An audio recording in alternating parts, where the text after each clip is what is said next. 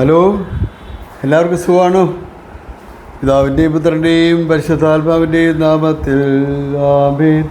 ഇന്ന് പ്രിയപ്പെട്ടവരെ, നമ്മൾ ചിന്തിക്കാൻ പോകുന്ന, ധ്യാനിക്കാൻ പോകുന്ന നമ്മുടെ വചന വിചിന്തനം, സാധാരണഗതി നമ്മൾ ചെയ്യുന്ന കാര്യങ്ങൾ, പരിശുദ്ധാത്മാവിനോട് ഞാൻ പ്രാർത്ഥിച്ചു. ഞാൻ ബൈബിൾ തുറന്നപ്പോൾ ലൂക്കായുടെ സുവിശേഷം 11-ാം അധ്യായം 5 മുതലുള്ള തിരുവചനങ്ങളാണ് നമ്മൾ ഇപ്പോൾ ധ്യാനിക്കാൻ പോകുന്നത്. അത് പ്രാർത്ഥനയുടെ ശക്തിയെക്കുറിച്ചാണ് അവിടെ പറയുന്നത്. നമ്മൾ പലപ്പോഴും കേട്ടിട്ടുള്ള ഒരു വചനഭാഗമാണിത് കേട്ടോ. ഞാനത് നിങ്ങൾക്കൊന്ന് വായിച്ച് കേൾപ്പിക്കാം, എങ്കിലേ നമുക്കത് ശരിക്കും മനസ്സിലാവുകയുള്ളൂ. അവൻ അവരോട് പറഞ്ഞു, നിങ്ങളിൽ ഒരുവന് ഒരു സ്നേഹിതനുണ്ടെന്നിരിക്കട്ടെ. അർദ്ധരാത്രി അവൻ്റെ അടുത്ത് ചെന്ന് അവൻ പറയുന്നു, സ്നേഹിത, എനിക്ക് 3 അപ്പം വായ്പ തരിക. ഒരു സ്നേഹിതൻ യാത്രാമധ്യേ എൻ്റെ അടുക്കൽ വന്നിരിക്കുന്നു, അവന് കൊടുക്കാൻ എനിക്ക് ഒന്നുമില്ല. അപ്പോൾ അവൻ്റെ സ്നേഹിതൻ അകത്തുനിന്ന് മറുപടി പറയുന്നു, എന്നെ ഉപദ്രവിക്കരുത്, കതകടച്ച് കഴിഞ്ഞു, എൻ്റെ കുഞ്ഞുങ്ങളും എൻ്റെ കൂടെ കിടക്കയിലാണ്, എഴുന്നേറ്റ് നിനക്കൊന്നും തരാൻ സാധിക്കുകയില്ല. ഞാൻ നിങ്ങളോട് പറയുന്നു, അവൻ സ്നേഹിതനാണ് എന്നതിൻ്റെ പേരിൽ അവനൊന്നും കൊടുക്കുകയില്ലെങ്കിൽ തന്നെ നിർബന്ധ നിമിത്തം എഴുന്നേറ്റ് അവന് വേണ്ടത് നൽകും. ഞാൻ നിങ്ങളോട് പറയുന്നു, ചോദിക്കുവിൻ നിങ്ങൾക്ക് ലഭിക്കും, അന്വേഷിക്കുവിൻ നിങ്ങൾ കണ്ടെത്തും, മുട്ടുവിൻ നിങ്ങൾക്ക് തുറന്നു കിട്ടും. എന്തെന്നാൽ ചോദിക്കുന്ന ഏവനും ലഭിക്കുന്നു, അന്വേഷിക്കുന്നവൻ കണ്ടെത്തുന്നു, മുട്ടുന്നവന് തുറന്നു കിട്ടുകയും ചെയ്യുന്നു. നിങ്ങളിൽ ഏതൊരു പിതാവാണ് മകൻ മീൻ ചോദിച്ചാൽ പകരം പാമ്പിനെ കൊടുക്കുക? മുട്ട ചോദിച്ചാൽ പകരം തേളിനെ കൊടുക്കുക? മക്കൾക്ക് നല്ല ദാനങ്ങൾ നൽകാൻ ദുഷ്ടരായ നിങ്ങൾക്ക് അറിയാമെങ്കിൽ സ്വർഗസ്ഥനായ പിതാവ് തന്നോട് ചോദിക്കുന്നവർക്ക് എത്ര അധികമായി പരിശുദ്ധാത്മാവിനെ നൽകുകയില്ല. ഇതാണ് കേട്ടോ. അപ്പോൾ ഇതിൻ്റെ സാഹചര്യം നമ്മളൊന്ന് മനസ്സിലാക്കണം. അതിനൊരു കർത്താവ് ഒരു സിറ്റുവേഷൻ കൊണ്ടുവരുന്നതാണ് മാത്രമേ ഉള്ളൂ, നമുക്ക് മനസ്സിലാകാൻ പാകത്തിന്. സ്നേഹിതൻ വന്ന് രാത്രിയുടെ യാമങ്ങളിൽ വീട്ടുകാരൻ കിടന്നുറങ്ങുന്നു, കുഞ്ഞുമക്കൾ കൂടെയുണ്ട്, കഥ കടച്ചു പോയി. പക്ഷേ ചെന്ന് ചോദിക്കുമ്പോൾ ഒന്നും തരാൻ പറ്റത്തില്ലെന്നാണ് അയാൾ റെഫ്യൂസ് ചെയ്യുക ചെയ്യുന്നത് അവിടെ, അല്ലേ? പക്ഷേ നിർബന്ധ നിമിത്തം ആൾ എഴുന്നേറ്റ് വന്ന് ആ സ്നേഹിതന് വേണ്ടത് എല്ലാം കൊടുക്കും എന്നാണ് ദൈവത്തിൻ്റെ തിരുവചനം പറയുന്നത്. അപ്പോൾ ദൈവത്തിൻ്റെ പരിശുദ്ധാത്മാവ് നമ്മളോട് പറയുന്നത്, ദൈവത്തോട് ചോദിക്കുന്ന ഒരു കാര്യങ്ങളും അവിടുന്ന് നൽകാതിരിക്കുകയില്ല. എന്ത് കാര്യങ്ങൾ വേണ്ടി ചോദിച്ചോ തരും. പക്ഷേ അത് ചോദിക്കേണ്ട രീതിയിൽ ചോദിക്കണം. ചില കണ്ടീഷൻസൊക്കെ ഉണ്ട്. നമ്മൾ ചോദിക്കുന്ന എല്ലാ കാര്യങ്ങളൊന്നും ദൈവത്തിന് തരാൻ പറ്റിയെന്നിരിക്കുക, ദൈവത്തിൻ്റെ പദ്ധതി പെട്ടതായിരിക്കുകയല്ലത്. അതുകൊണ്ട് തന്നെ ചിലപ്പോൾ അത് ദൈവം റെഫ്യൂസ് ചെയ്യും. പിന്നെ നമ്മൾ ചോദിക്കുന്ന അവസരത്തിൽ നമ്മൾക്ക് ആരോടെങ്കിലും എന്തെങ്കിലും ക്ഷമിക്കുവാനുണ്ടെങ്കിൽ, അല്ലെങ്കിൽ നമ്മുടെ മനസ്സിൽ ഏതെങ്കിലും വൈരാഗ്യമുണ്ടെങ്കിൽ, കോപമുണ്ടെങ്കിൽ ആരെക്കുറിച്ചേലും ഒരിക്കലും നടക്കുക. കാരണം സ്വർഗസ്നായ പിതാവേ എന്നുള്ള ജപത്തിൽ അതാ കർത്താവ് പഠിപ്പിക്കുന്നത് തന്നെ, ശിഷ്യന്മാരെ പഠിപ്പിച്ചത് അതാണ്.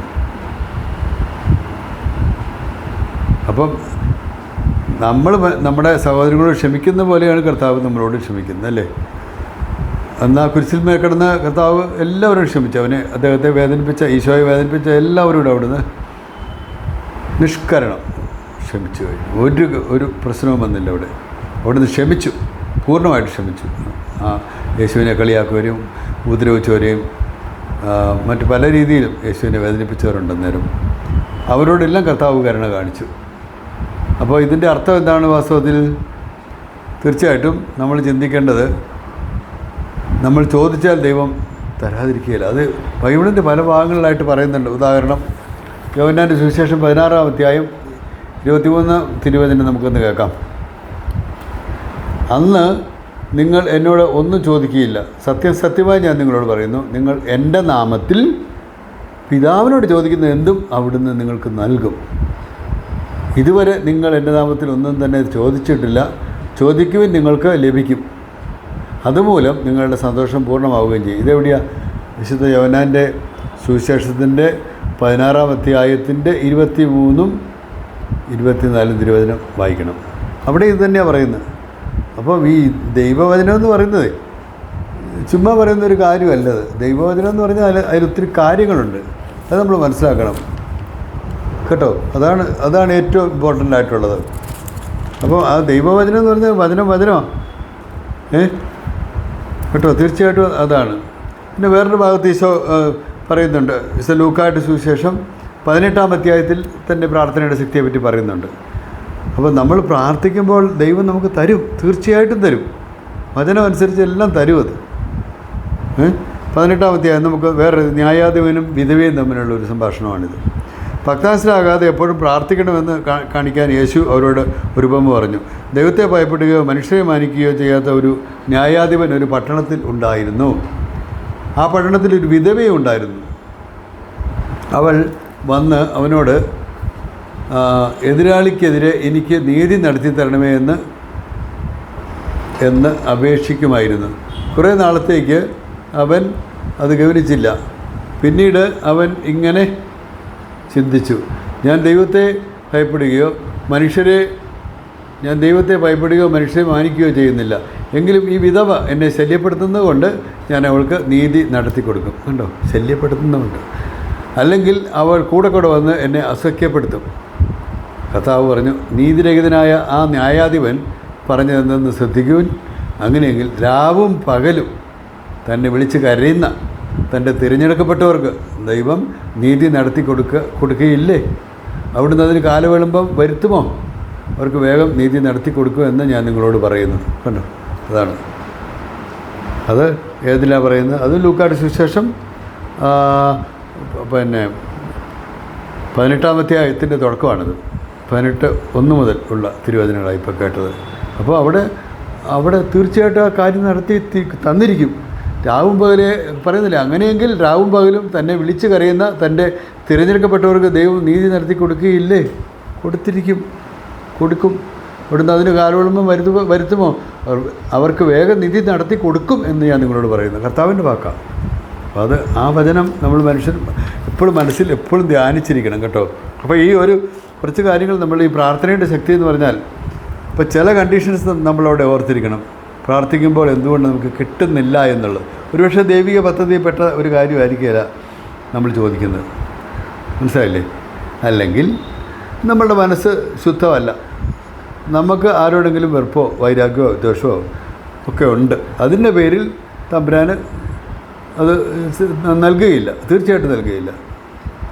നീ ബലി അർപ്പിക്കാൻ പോകുമ്പോൾ എന്താ ചെയ്യേണ്ടത്? ബലി അർപ്പിക്കാൻ പോകുമ്പോൾ ആർക്കെങ്കിലും നിന്നോട് വിരോധം ഉണ്ടെങ്കിൽ, നീരസം ഉണ്ടെന്ന് തോന്നിയാൽ ആ ബലി വസ്തു അവിടെ വെച്ചിട്ട് അവനുമായി പോയി രമ്യപ്പെട്ട് വന്നിട്ട് ബലി അർപ്പിക്കാനാണ് കർത്താവ് പറയുന്നത്. അപ്പോൾ അത് വലിയ പ്രധാനപ്പെട്ട ഒരു കാര്യമാണ്. അതുകൂടാതെ സ്വർഗ്ഗസ്നായ പിതാവ് എന്നുള്ള ജപം ചെല്ലുമ്പോഴും അങ്ങനെ തന്നെയല്ലേ കർത്താവ് പറയുന്നത്?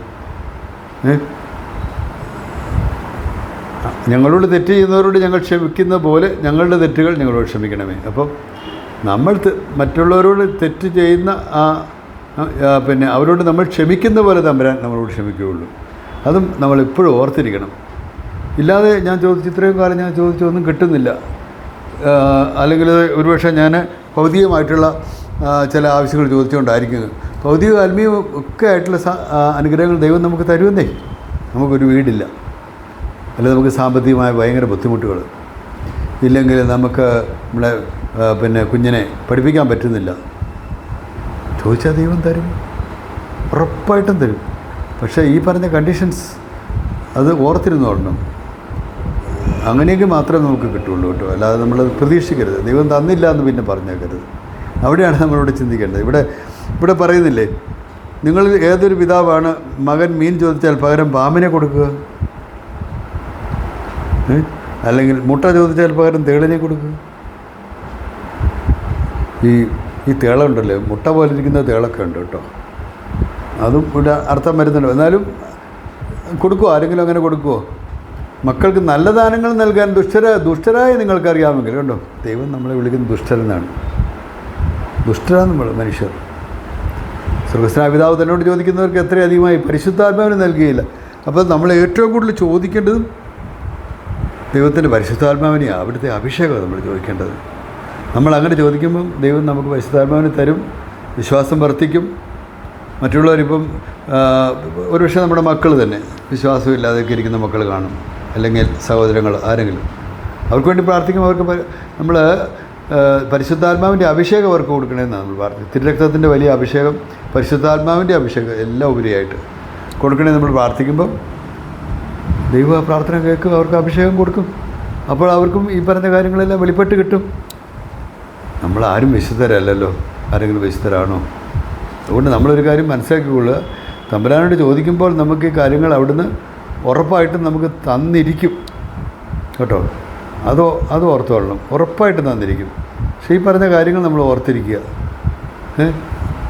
നമ്മൾ ആ 18-ാമത്തെ പിന്നെ കേട്ടതുപോലെ, അങ്ങനെയെങ്കിൽ രാവും പകലും തന്നെ വിളിച്ച് കരയുന്നതിൻ്റെ തിരഞ്ഞെടുക്കപ്പെട്ടവർക്ക് ദൈവം നീതി നടത്തി കൊടുക്കുകയില്ലേ?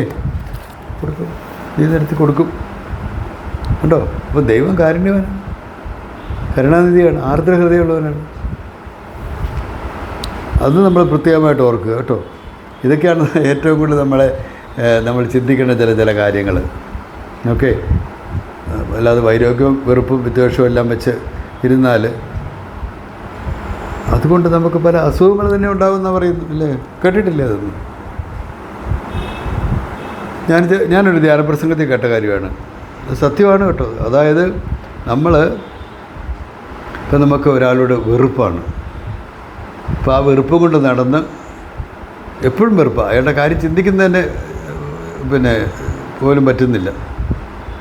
അങ്ങനെ വർഷങ്ങളായിട്ടിങ്ങനെ നമ്മൾ നടക്കുമ്പോൾ നമുക്ക് പല രോഗങ്ങൾ പോലും അതുകൊണ്ട് പിടിപെടാം. ഉദാഹരണത്തിന് ആസ്മ നമുക്കുണ്ടാകാം, അല്ലെ അതുപോലെയുള്ള വൈറലുണ്ടാകാവുന്ന രോഗങ്ങൾ. ഓക്കെ. അപ്പം അങ്ങനെയുള്ള എന്ത് വേണമെങ്കിലും നമുക്ക് സംഭവിക്കാം. രോഗങ്ങൾ ഇതുവഴി തന്നെ ഉണ്ടാകാൻ സാധ്യതയുണ്ട്. ഈ വെറുപ്പും കൊണ്ട് നടന്നാൽ അങ്ങനെ ആയിരിക്കുമല്ലോ അതിൻ്റെ ഫലം. അതുകൊണ്ട് നമ്മൾ ഇന്ന് തന്നെ ഇരുന്ന് നമ്മൾ ഒന്ന് ചിന്തിക്കുക, എനിക്ക് ആരോടെങ്കിലും വെറുപ്പുണ്ടോ? ഞാനത് ക്ഷമിക്കാൻ തയ്യാറാകുമോ? തയ്യാറാകണം. തയ്യാറാകുന്നതിൽ നമുക്ക് ഒരിക്കലും സ്വർഗ്ഗപ്രവേശനമില്ല. നമ്മുടെ പ്രാർത്ഥനയും ദൈവം കേൾക്കുകയില്ല. അതുകൊണ്ട് ഈ ഒരു കാര്യം ഇന്നിപ്പോൾ ഈ നിമിഷം നിങ്ങളിത് കാണുന്ന ഈ സമയം തന്നെ ഒരു തീരുമാനം എടുക്കുക. എനിക്ക് ആരോടെങ്കിലും വെറുപ്പോ വൈരാഗ്യമോ വിദ്വേഷമോ ഉണ്ടെങ്കിൽ ഞാനത് ഇപ്പോൾ തന്നെ അവർക്ക് വേണ്ടി പ്രാർത്ഥിക്കുന്നു. ഞാൻ അവരോട് ഹൃദയപൂർവ്വം യേശുവിൻ്റെ നാമത്തിൽ ക്ഷമിക്കുന്നു. യേശു സഹിച്ച വേദനകളെ ഓർത്ത് ക്ഷമിക്കുന്നു. യേശു എന്നോട് ശ്രമിച്ചതിനെ ഓർത്ത് ഞാൻ അവരോട് ക്ഷമിക്കുന്നു എന്നൊരു തീരുമാനം എടുക്കുമ്പോൾ വലിയ അത്ഭുതങ്ങൾ നടക്കും കേട്ടോ. നിങ്ങളല്ലെങ്കിൽ പരീക്ഷിച്ച് നോക്കിക്കൊള്ളുക. ദൈവം നമ്മളെല്ലാവരെയും അനുഗ്രഹിക്കട്ടെ. നിത്യപിതാവും പുത്രനും പരിശുദ്ധാത്മാവുമായ സർവേശ്വരൻ എന്നേക്കും ആമേൻ.